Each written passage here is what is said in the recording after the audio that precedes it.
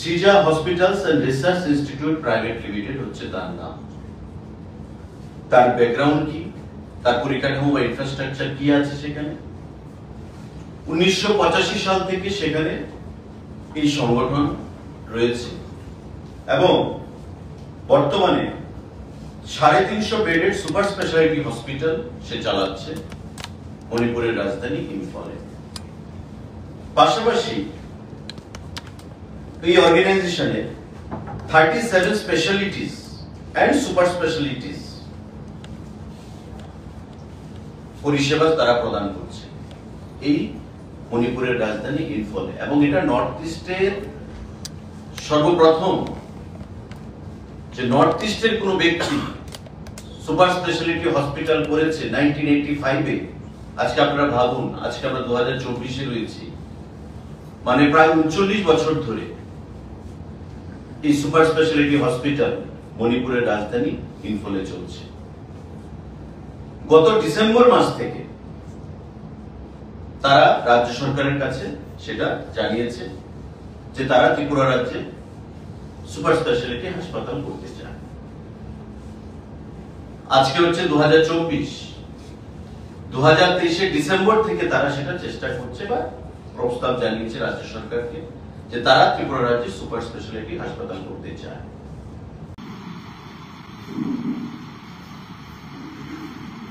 মুখ্যমন্ত্রী হিসেবে শপথ নেওয়ার পর যদি কেউ মনে করেন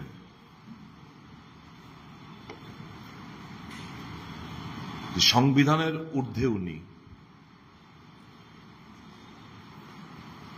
আইনের ঊর্ধ্বে উনি, কাউন্সিল অফ মিনিস্টার্সকে তোয়াক্কা করবেন না, যা মনে আসবে তাই করবেন, এটা কোনোভাবেই মানা যায় না।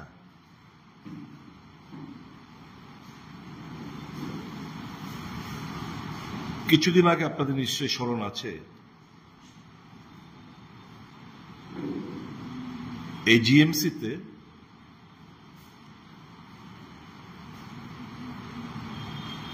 একটা কিডনি পেশেন্ট, ওনাকে বহিরাগত একটি বেসরকারি হাসপাতালের কিছু ডাক্তারগণ এসে এখানে অপারেশন করেন। মিডিয়া এবং সামাজিক মাধ্যমে তা স্বাভাবিকভাবে প্রচার করা হয়। তখন থেকে আমি খোঁজার চেষ্টা করছিলাম যে হঠাৎ করে এরকম প্রচার করার কারণ কি এবং কেনই বা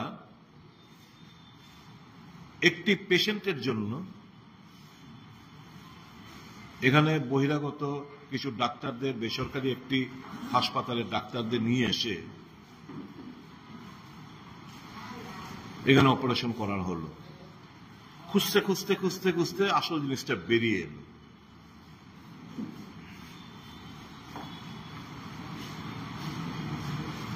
আমাদের বনুকুচুমনির এখানে বুজ্জংনগরের ওখানে এআরডির দপ্তর রয়েছে, একটা অফিস রয়েছে। ওখানে প্রায় 28 একর, অর্থাৎ আনুমানিক 70 কানি জমি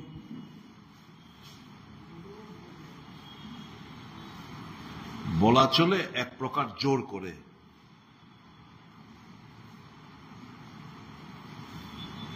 এই বেসরকারি হাসপাতালকে দেওয়ার জন্য তাদের কাছ থেকে এনওসি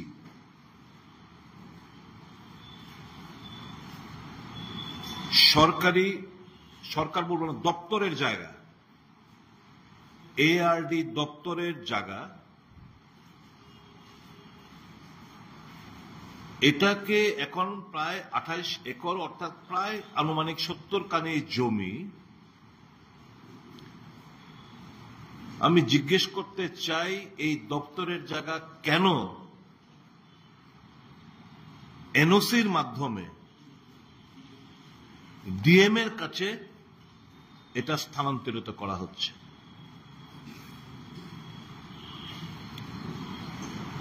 এটার কারণ হচ্ছে ওই যে বহিরাগত একটি বেসরকারি একটি সংস্থা হাসপাতাল সিজা নামে, তাদের নামে অ্যালটমেন্ট করে দেওয়ার জন্য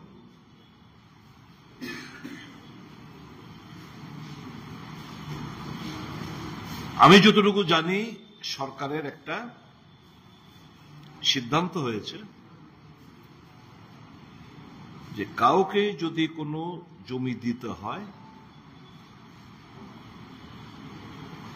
খুব সম্ভবত 33 বছরের লিজে জমি দেওয়ার হবে,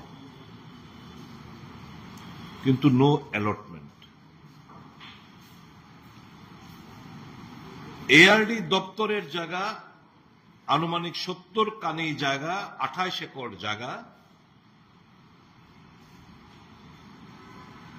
এটাকে স্থানান্তরিত করার জন্য সিজা নামে একটি হসপিটালকে দেওয়ার জন্য পাকাপোক্তভাবে বন্দোবস্ত করা হয়েছে। কিন্তু সুদীপবাবু যেটা বললেন যে সিজা হাসপাতালকে রাজ্য সরকার জমি দিয়ে দিচ্ছে, ক্যাবিনেটের অ্যাপ্রুভাল নেয়নি, আমার মনে হয় উনি একটু তাড়াতাড়ি করে ফেলেছেন। যারাই উনাকে তথ্য দিয়েছে তারা সঠিক তথ্য উনাকে দিতে পারে। আমি যেটা বলেছি যে গত ডিসেম্বর মাস থেকে একটা প্রয়াস চলছে। সিজা ওয়েস্ট ডিস্ট্রিক্টের ডিএম কে প্রথম চিঠি লিখেছেন যে আমাকে আপনি জমি দিন, আমি ত্রিপুরা রাজ্যে হাসপাতাল, সুপার স্পেশালিটি হাসপাতাল করতে আমরা ইচ্ছুক, এবং আগামী কয়েক বছরে প্রায় 900 কোটি টাকার ইনভেস্টমেন্ট তারা ত্রিপুরা রাজ্যে করবে। প্রাথমিকভাবে সেটা আলোচনা হয়েছে। তো স্বাভাবিকভাবে 900 কোটি টাকার যারা ইনভেস্টমেন্ট করবে তাদের জমি দিতে হবে, এবং আমাদের জমি দেওয়া সেখানে পলিসিও রয়েছে। সেই মোতাবেক তারা ডিস্ট্রিক্ট ম্যাজিস্ট্রেটের কালেক্টর ওয়েস্ট ডিস্ট্রিক্টকে তারা চিঠি প্রদান করেছে যে আমাদেরকে আপনারা জমি দিন। মাঝখানে এই চিঠি পাওয়ার পর অনেক জায়গায় খোঁজাখুঁজি হয়েছে, কিন্তু সুইটেবল ল্যান্ড পাওয়া যায়নি। এবং পরবর্তী সময় আপনারা জানেন আমাদের আরকে নগর যেটা রয়েছে বুজ্জনগর ইন্ডাস্ট্রিয়াল গ্রোথ সেন্টারের পাশে, সেখানে এআরডিডি, সেখানে কলেজ রয়েছে, সেখানে অনেক ভ্যাকেন্ট ল্যান্ড রয়েছে। সেই ভ্যাকেন্ট ল্যান্ড থেকে কিছুটা জমি 23 একরের মতো, 28 একরের মতো জমি আইডেন্টিফাই করা গেছে, যেটা আনইউজড অবস্থায় রয়েছে, যে এই জমিটা দেওয়া যেতে পারে। যারা আগামী কয়েক বছরে 900 কোটি টাকার ইনভেস্টমেন্ট করবে, তো স্বাভাবিকভাবে রাজ্য সরকারও তাদেরকে অপারেট করতে হবে। এই জমিটাকে আইডেন্টিফাই করা গেল। বিভিন্ন জায়গায় জমির জন্য সেখানে বলা হয়েছে, ডিএম এর তরফ থেকে প্রচেষ্টা নেওয়া হয়েছে, ভিজিট করা হয়েছে, কিন্তু সুইটেবল ল্যান্ড সেখানে পাওয়া গেছে 28 একর জমি। ডিএম এর কালেক্টর সেটা আইডেন্টিফাই করেছে।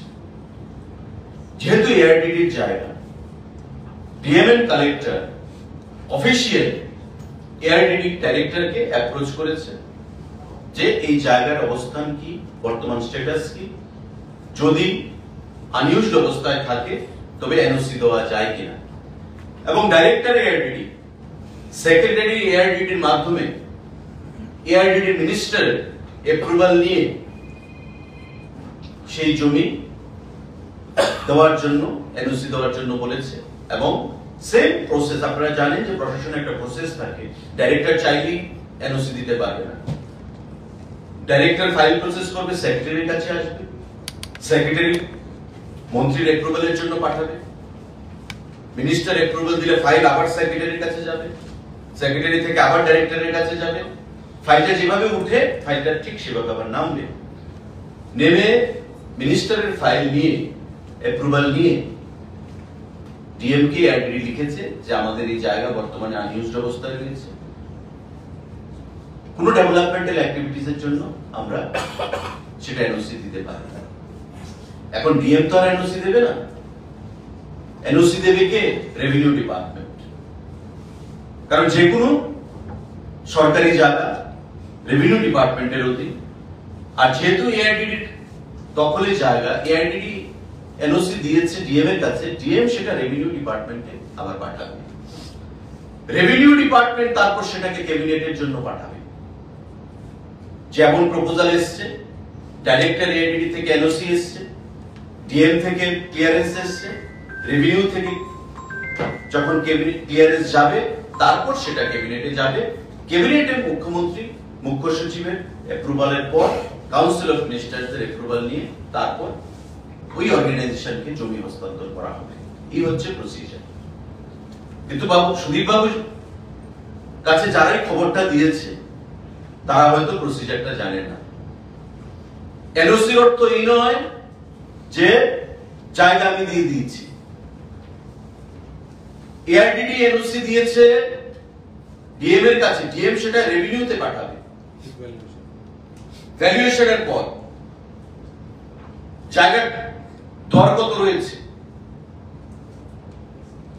রেভিনিউ ডিপার্টমেন্ট তারপর ক্যাবিনেটের কাছে পাঠাবে, not AIDD, not the DM. Sudip babu এই জায়গাটাতে ভুল করে ফেলেছে। রাজ্যে হাসপাতাল হবে, মানুষ তার সুবিধা পাবে, কেনা খুশি হবে, সবাই সাধুবাদ জানাবে, কিন্তু তারও তো একটা সিস্টেমের প্রক্রিয়ার মাধ্যমে চলতে হবে। ওই যে কথাটা বলি সারা ভারতবর্ষ জুড়েই, যে চান্দা দো ধান্দা লো, ইংলিশে বলে কুইট প্রো, এই জিনিসটা এই রাজ্যে হয়ে যাচ্ছে। এখানে দপ্তরের জায়গা আমি বেসরকারি সংস্থাকে আমি অ্যালটমেন্টের মাধ্যমে দেওয়ার ব্যবস্থা করে নিচ্ছি, এটা তো হচ্ছে। এবং প্রশাসনের উচ্চপদস্থ অফিসারদের সঙ্গে যোগাযোগ করার পর জানতে পারলাম এই সংক্রান্ত কোনো ধরনের ক্যাবিনেটে কোনো সিদ্ধান্ত হয় নাই। আমি যারা ক্যাবিনেট মিনিস্টাররা রয়েছেন, আমি তাদেরকে কি জিজ্ঞেস করতে, আপনাদের কি কোনো মান সম্মান বোধ নেই?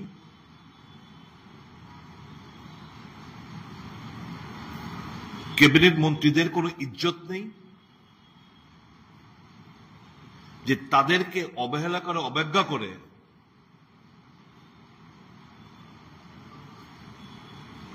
এই জমি, দপ্তরের জমি, এটাকে একটা প্রাইভেট পার্টিকে দিয়ে দেওয়া হচ্ছে।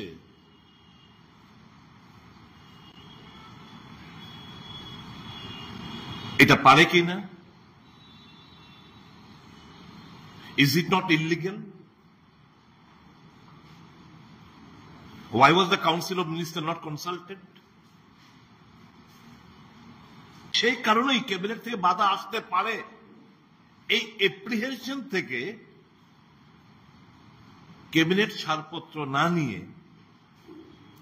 এত বড় একটা গুরুত্বপূর্ণ একটা মারাত্মক সিদ্ধান্ত অবতীর্ণ হয়েছেন রাজ্যের মুখ্যমন্ত্রী। কারণ এনওসির অর্থ এটা নয় যে ওই সংস্থাকে জায়গা দিয়ে দেওয়া হয়েছে।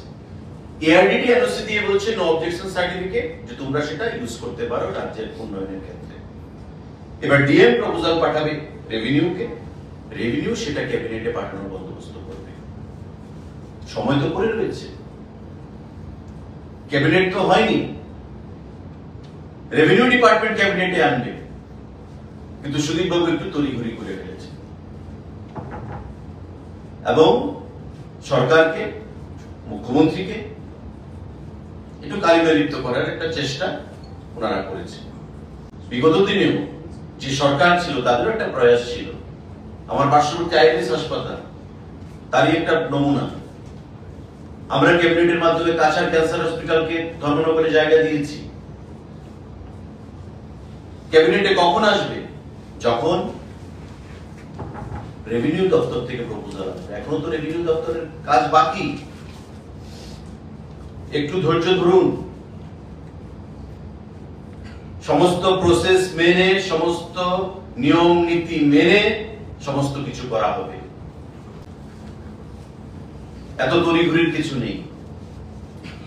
তড়িঘড়ি করে সরকারকে কালিমালিপ্ত করা যাবে না, বা স্বাস্থ্য দপ্তরকে কালিমালিপ্ত করার যে প্রচেষ্টা, সেটা আমি মনে করি সরকার মনে করে যে রাজনৈতিক লাভালাভের জন্য অবশ্যই।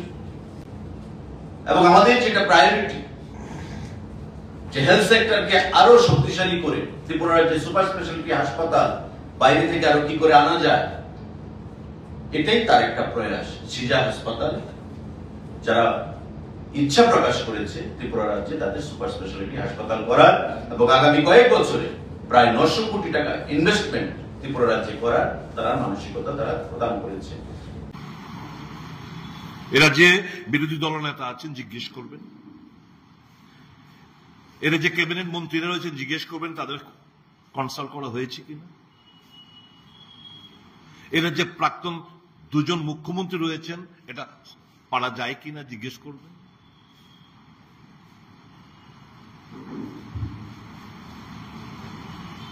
কারণ এই যে আনহোলি নেক্সাস, এখন মুখ্যমন্ত্রী অফিস থেকে এই দপ্তরের যিনি ডাইরেক্টর রয়েছেন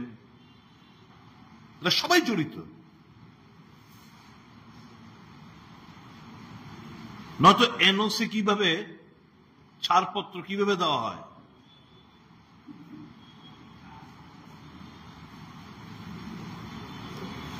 আমি জানি না মন্ত্রীর কাছে ফাইল গেছে কিনা। এই দপ্তরের মন্ত্রী যিনি রয়েছেন উনার কাছে ফাইল গেছেন কিনা এটা আমার জানা নেই। যদি গিয়ে থাকে আমি 100% under duress to put down his signature.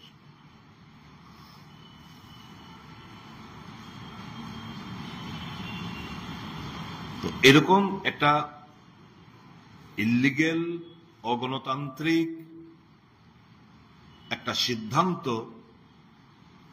যে দপ্তরের জমি বেসরকারি সংস্থাকে অ্যালটমেন্ট করার জন্য উনি উঠে পড়ে লেগেছেন।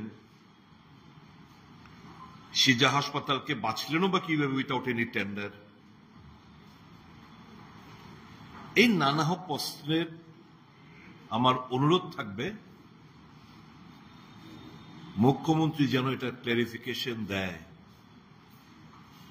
এই যে খবরটা এলো, এই খবরটার মধ্যে সত্যতা রয়েছে কিনা দয়া করে জানাবেন।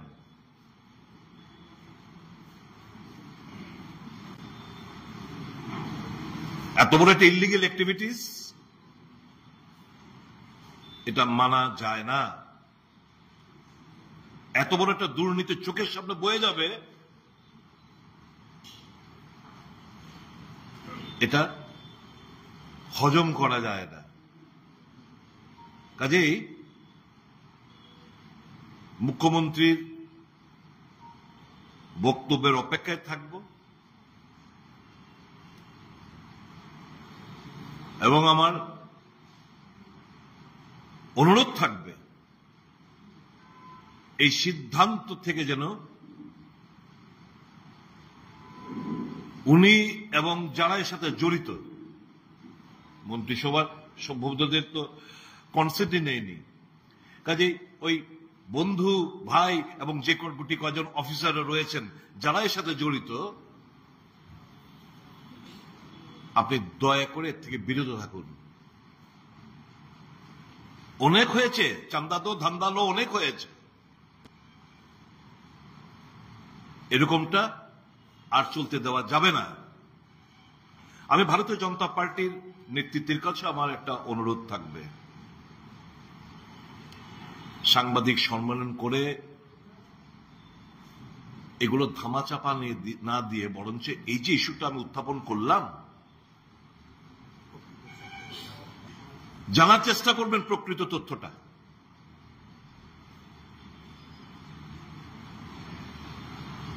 কৈফিয়ত তলব করুন যে whether it is a fact or not।